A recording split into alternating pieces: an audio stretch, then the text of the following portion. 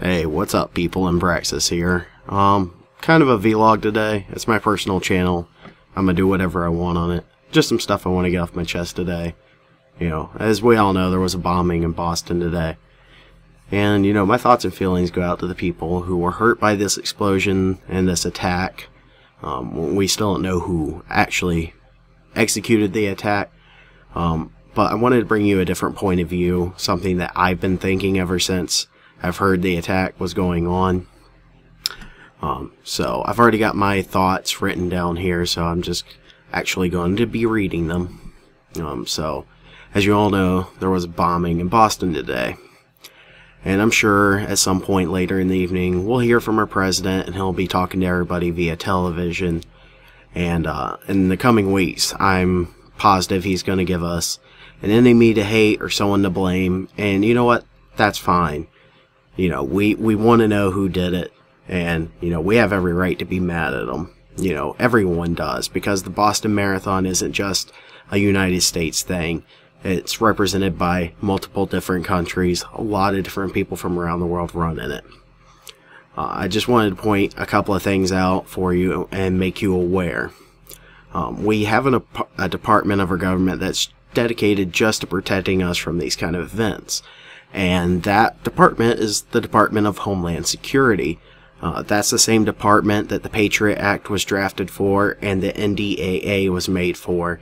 Meaning basically this department is allowed to wiretap freely anyone at any time without any notice and arrest anyone at any time free of retaliation indefinitely. And you know what? Those are some pretty big freedoms to give to any government, any department, anywhere. But we gave them to them to make sure that we could stay safe. And they failed. Now before you get all mad, hear me out. Why did they fail? There's an innumerable amount of reasons why they could have. You know, maybe they were too busy seizing servers and enforcing copyright laws. Maybe they were too busy deporting illegal immigrants and helping on the war on drugs. Whatever reason it is, they did fail. And that's fine. You know, they can't be perfect. And I don't necessarily blame them. But what I'm actually here talking to you about is I just want to make you aware over the next few weeks, few days, we're going to hear a whole lot of pity and loss speeches coming down the pipeline from the president, media sources, etc. You know, everyone's going to be talking about this. Everyone's going to be talking about, you know, what a shame it was, how the loss of life wasn't needed. And it's going to come down to them saying, if only we had this, if only we had that. And I'm here to assure you that they're going to want to draft some new laws. And they're going to want to do this and that. And I'm telling you right now, don't fall for it.